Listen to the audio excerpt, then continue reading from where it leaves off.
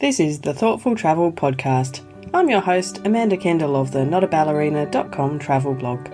Every episode I'll share travel tales from several fellow travel lovers, and together we hope to entertain and inspire you, remind you of some of your own great travel experiences, and encourage you to hit the road again soon.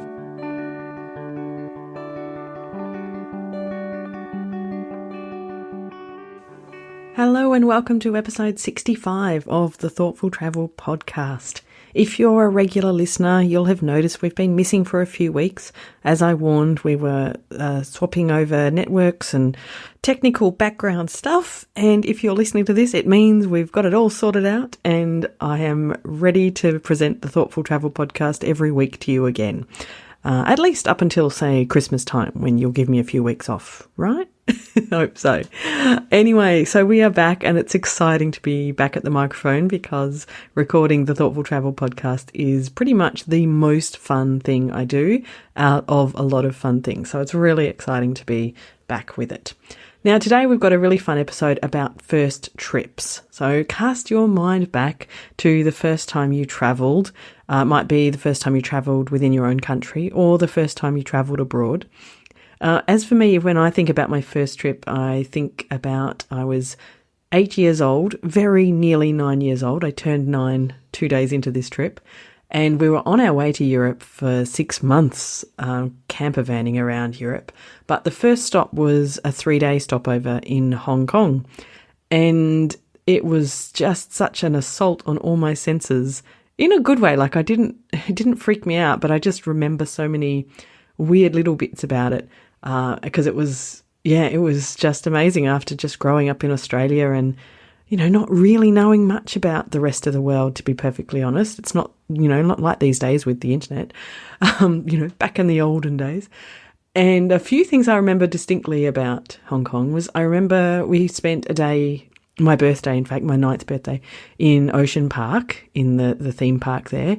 And of course, that was the first time I'd been anywhere like that. But weirdly, what I remember the most was a very, very long escalator, because the likes of which I'd never seen. Weird, hey? I also remember from the hotel windows being able to look out and see like all these apartment buildings. And we didn't have apartment buildings in Perth back then. And people had hung their washing out on kind of, makeshift lines outside their windows. That was, completely new to me and fascinating. I would just stare at it. And I remember learning something about hygiene, which I've never forgotten. We took a taxi somewhere and the taxi driver had a bowl full of coins, which were part of the fares that people had given him. And my mum told me, I didn't see it happen, but she told me straight afterwards that she'd watched him, this is horrible, but she'd watched him tip the coins out, I don't know, onto the seat or something. And then he'd used the bowl to urinate in and then tipped that out onto the road and put the coins back in. So she said to me, whenever you touch coins, you have to wash your hands. And to this day, I think of that moment. Sorry, Mum. And back to that particular situation in Hong Kong. So, I learnt so many things on my first trip abroad. And of course, we went on to spend 6 months in Europe, which was completely life-changing for me. And I know I bring it up quite often on the podcast. But those are a few things I remember about my first trip. I don't really remember my first plane ride then. You'd think I would. But I really don't, it must have been exciting, but I don't really remember that part. I just remember the differences when I got to Hong Kong. Anyway, I've got 3 great guests today who are all telling us one of their first trips. And the first one is Alicia Nelson from the Prairie Style File. And she chatted with me about the first time she went travelling without her family. So she was a high school student at the time, 17 years old. And she was on a high school trip to Washington, D.C. The trip really that did it for me, that made me realize that I wasn't a kid, and then I had a little bit of ability to determine my life, was I took a trip, and this is an unlikely trip, but I took a very highly chaperoned trip through the Close-Up organization that takes high school students and kind of gives them a tour of U.S. government. So you go to Washington, D.C., we met our representative, we met our senator, and you do a lot of really intensive policy sessions, and you train for it by taking a really intensive civics class. So it sounds like a really structured experience. And I think that's probably why my parents and a lot of the other parents were okay with us going, because I mean, it's billed as like you're chaperoned all the time, and it's basically school, and you get to see, you know, the government close up and have these amazing experiences. And our advisor, this is my junior year, always planned it so that the cherry trees were in bloom. Oh, beautiful. I love cherry blossom. Oh, so it was wonderful. So he knew what he was doing, and he'd taken this trip for decades at this point. So of course I had to do it, and we all fundraised and everything.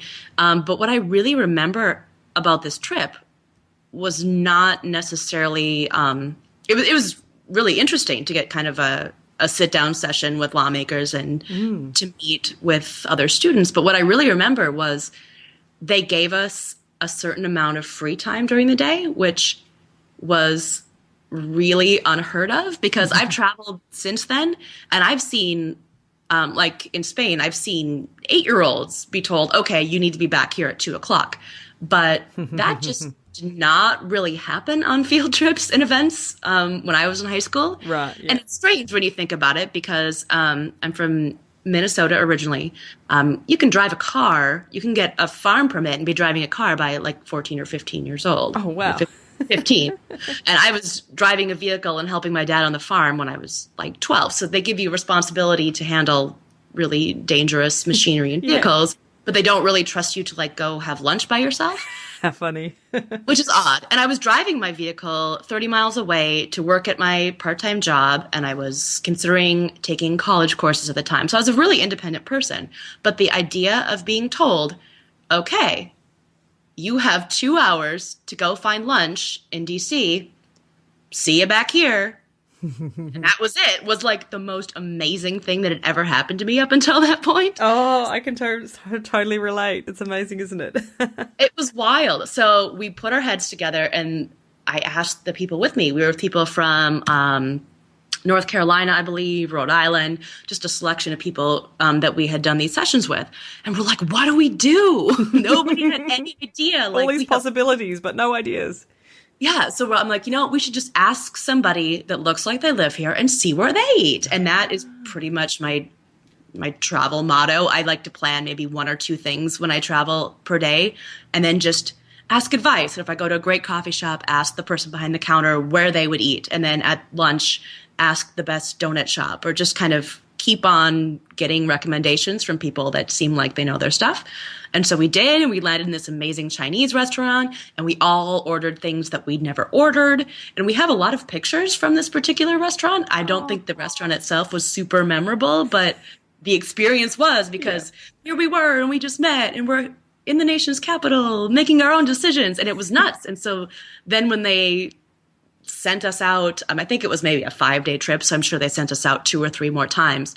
We were just like different people. And it's crazy. I mean, we're going to be going to college in a couple of years, so we should have felt like adults before then. But I just distinctly remember 17 years old being like, okay, I have arrived. I've got this. And like, we were navigating public transportation. We just figured it out. And this was, I graduated from high school in the late 90s, in 99. So this was like pre-smartphone, pre-everything. Yes, exactly. Yeah, true. Just figured it out, and it was amazing. And like that one trip, just like, it just blew my mind. Like I was like, I can do anything. I'm fine. We've got this. Oh, that's fabulous. Oh, I completely relate. When I was 14, I was on a school trip. We spent a month in Germany because I was learning German in school. And same thing, I remember being in Berlin. And we all had to find our way back to our homestays, and they were all spread out across the city. And, we'd have free time, go get your lunch and do all of this. And to think that we could navigate around like that, and in a foreign country, and our German wasn't really good enough to get by with at all, because we hadn't been learning for very long. And, that feeling, you really kind of feel empowered, and, oh, God, I can do anything. So, amazing stuff. It's a great feeling. I love Alicia's story, and I think it's a great reminder to parents of high school students. If you are contemplating should you send your child or teenager on that school trip, then do it. I had a similar very, empowering experience, as I mentioned when I chatted with Alicia, going to Germany at the age of 14. And I'm sure my parents were terrified. If I think of it now, that's only 7 years until my son is 14. I can't imagine allowing him to go across the other side of the world on his own for a month. And back then, I didn't get to contact my parents while I was away. There was no internet. It was too hard to call. Terrifying, but it was really fabulous for me and for my kind of, personal development. Anyway, my next guest is Sharon Gourlay of Where's Sharon. Now, she is extremely well-travelled now. So when I asked her about her very first trip abroad, I was totally not expecting to hear what she told me. My first one was when I was 18. I signed up to go on this trip to the US. It was a group trip, from different uni students from across Australia and New Zealand. And I got over there and I was just so homesick, really? Just crazy homesick. So I actually came home after 3 days. No way. This really surprises me to hear this about you. I know, right? That's why I like it. I like to say it just because your first trip doesn't go well, you can keep going. It's okay. So it improves. Wow. What made you, what was so bad that you felt you had to come home? I think there was a lot of factors. I was able to afford the trip because my father passed away the year before. And what I didn't know would happen, because you didn't know your exact departure date when I signed up, was that the departure date was actually the anniversary. So it just made it unfortunate. Gosh. Yeah. And then when I got there, they were like, oh, you can sleep when you're dead. That was the slogan, which I might find kind of funny, in later years. But the problem was I was just so tired, and it doesn't help. No. When you're not in a good mood and you don't get any sleep, and, it just sort of exacerbated the problem. Yeah. Oh, no. Gosh. That's terrible. It was pretty embarrassing, though, coming back home and everyone's like, what, you're here already? How long were you supposed to be away for? A month. Right. So 3 days later, there you are. Whoops. Yeah, it was slightly longer because of the travel times that I was actually away. Yeah. But I was there 2 nights. Oh my goodness. Oh, you poor thing. That must have been miserable. Oh no. Wow. So when was your second trip abroad then? How did you get past this one? The beginning of the second trip was a bit dramatic too. It was it was 3 years later. I had in my head, I really wanted to travel even more after that experience, actually, because I wanted to prove that I could, that I wasn't going to be like that again. Yeah, fair enough. Yeah, and so the next time, actually, it was when I was 21. I had my first job out of an IT degree, and it was I got into IT just in time for the .com crash, right? So I turn up to work and there is no work. It's shut down. Right. So as you do, I went to the bar back at uni, choice. Where a lot of my friends were still at uni. And then I went to the travel agent and I booked a trip to Europe as soon as I could, which was a week later. I love it. So I went to Europe. I did the stereotypical Kentucky trip and all of that. But on the way, I did have some dramas. I got really sick on the flights on the way to London, all the way from Tasmania. So it was a really long journey. Yeah. And yeah, I fainted. I actually fainted. The only time I've ever fainted in my life on the flight. And I still will not fly Singapore Airlines. I hate them. They were so horrible to me. They said it was because I drank too much, and I hadn't had a single alcoholic drink, which they should know because I'm stuck on the plane. Yes. That's terrible. Oh, no. Yeah. And they didn't even want to get me water. There was a passenger who was a nurse who sort of adopted me because I was by myself. Yeah, so they also criticised me for being alone. So I shouldn't have been. We're not allowed to travel alone? Oh, gosh. Apparently not. That's terrible. Yeah, so she was trying to get them to get me water, and they bought some water and said, you're so lucky we're getting this for you. They were horrible, absolutely horrible. Oh, no. I can't believe you've gone on to become a travel blogger who travels, all the time after these 2 terrible experiences. Just got them out of the way. It was good. That's hilarious. I never would have picked these as your stories from your first trips abroad. That's amazing. And so then you got to Europe and you did your Kentucky, and then you've realised that you did love. I mean, I'm not sure how the Kentucky went, but you loved the fact of being away, or. Yeah, I loved it. And I think it was actually a really good way to go for a first trip, a tour like that, because it just gave me the confidence, Yes. Next time I was fine going by myself. It wasn't an issue. Yeah. Plus, I didn't even know Lonely Planet existed or whatever. I had no idea how to go about it by myself. Yeah, absolutely. And I can understand that. And then half of it is just the knowing what it's like there. Because, from Australia to go to a country where they speak other languages, that's quite intimidating at first, and you can't really imagine because we don't have the exposure to that stuff. So, that is a good way. I was like, how do you talk to people? It didn't occur to me that they can speak English. Or that you can even communicate, without common languages and stuff. Yeah, so true. Yeah. That's excellent. Oh, well, there you go. I'm glad that you managed to pick yourself up and keep travelling. I think this is a great lesson in that if at first you don't succeed, keep travelling. Obviously, Sharon is now completely at home travelling in all parts of the world. You might remember her from a recent episode when she went to North Korea. So she will travel anywhere, and yet those first two trips were, the first trip was terrible and she came home, and the second one certainly started off badly, but that did not stop her. And I think probably a lot of you may feel the same way, that somehow you have this determination to travel no matter what, and you just have to keep going, and nearly all your experiences will be wonderful. But I was really surprised to hear Sharon's story. It was amusing as well. All right. My final guest today is Carolyn Schonafinger, and she is from Holidays to Europe. I've known her online for quite some time, and I was lucky to get to meet her last month, must be last month by now, in Melbourne. So it was lovely to meet her, and then we got to catch up a little bit after that to have a conversation about travelling for the podcast. And she is the Europe expert, so she is Australia-based like me, but has a real obsession with Europe, and part of this conversation details exactly where that came from, as well as her very first trip abroad. My first trip abroad was when I was about 16, I think. Mm-hmm. I went with my parents and my brother to New Zealand. My mum had a cousin who had moved over there with her family just for a 12-month work placement, and it was the ideal opportunity for us to go and visit. So it was actually the first trip abroad for my entire family, so mum and dad as well. So it was pretty exciting, going through the process of getting the passports and, negotiating airports and all that sort of stuff. So, it was really exciting. And we went, we must have gone during the school holidays.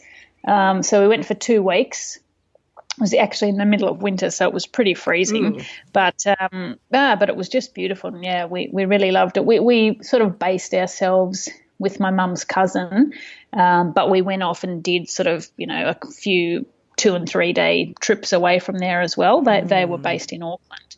So it was really nice, and I think that sort of what really, set in motion, my love of travel and getting involved in the travel industry and so forth. Years later, that was the thing that sparked it. Interesting. Yes, isn't that interesting? And it doesn't have to be an exotic, far-flung trip. Just the process of being in a different country to your own, even if it's New Zealand, which is not so dissimilar to Australia. That's enough to make you, get that travel bug. Yeah, absolutely. Yeah. Now, you're the big Europe specialist. So what about your first trip to Europe? What did that involve? That involved, at the time I was working as a travel consultant. So after this New Zealand trip that we just talked about, I got a real sort of desire to work in the travel industry and managed to get a job at a travel agency in the town where I live. And after a few years, I'd been with my boyfriend, who's now my husband, for a few years, and he was actually born in Germany, and yes, of course, hence the surname. Yes. Yeah, his family had migrated out here when he was 6, but all his aunties and uncles and grandparents still lived in Europe. So one of his grandmothers was having a 75th birthday the following year, and there was going to be a big family party, and his parents were going, and he wanted to go. So he said to me, "Well, why don't we go? You come, and we'll do a bit of a trip of it." And so I managed to get some extra time off, extend my leave from work. Perfect. And we did a Kentucky tour, as lots of young Aussies do. Yep. I didn't, but I know lots of people who did. Hooning around Europe, at a flat-out pace. 7 countries in, 14 days or something, I think we did. Wow. And then we went to northern Italy, actually, where this particular grandmother lived for the party, and visited a few other relatives as well in Switzerland and a couple of other places. So, that was my first trip to Europe, and a particular place that we went to on the Contiki tour is called Lauterbrunnen, which is in Switzerland. Yes. And I think it's there that I just absolutely fell in love with Europe, and I've been back there many times to Lauterbrunnen, most recently just a few weeks ago, and that sort of set the wheels in motion of my addiction to travelling to Europe, I guess. So, what was it about it that really, what is it about Europe that really, really grabs you? I think it's the age of everything. The beautiful, the architecture, wherever you go, it's so different. Mm-hmm. It can be, you can have the timber sort of framed buildings in Germany, and then you've got the stone ones in France, and so wherever you go, it's totally different. The scenery, I just adore the mountains and the lakes. It's just everything. I think it's so different from what we have here in Australia. Yet we've got similarities too, of course. But just everything is so unique, I think, and the history. When you see a church that's been built 1,000 years ago, or the Pont du Gard, it's been there 2,000 years. You think, what? Yeah. As an Australian, it's almost impossible to comprehend that, isn't it? I know, it is, absolutely, yeah. Yeah. I think we're almost lucky, because I think people from countries like ours that has a relatively short time of modern civilization, I suppose, then, to see places like Europe, the lens through which we see it is, we're just blown away. I think, if you're born in Europe, it's impressive, but it's just not the same. You take it for granted. Yeah. So we're kind of lucky to be able to see it that way, I think. Yeah, for sure. Because that's right. They probably walk past, an ancient building every day of the week and not even take a second glance at it, whereas we would just stand there with our mouth open going, how can this be so old? It's interesting. I often dismiss tours like Contiki tours as being, really not travelling. But here we go. We've got 2 very experienced travellers in Sharon and Carolyn, and they both started their travel experiences with Contiki Tours of Europe, and they've gone on to do a lot of different things. So I should be perhaps less critical of that kind of travel. I'm sorry. All right. Now, I hope you've enjoyed hearing about some of these first trips, and I'm very keen to hear about your first trips. Do head over to the Facebook page, just search for Thoughtful Travellers, or join using the link in the show notes. The show notes will be at notaballerina.com/65. Now, where can you find these guests and learn more about their travels? Well, for a start, Alicia Nelson is at prairiestylefile.com. She's got a great book about North Dakota beer as well, link in the show notes. You can also find Sharon Gourlay at where'ssharon.com. And for the fellow bloggers out there, try her site digitalnomadwannabe.com.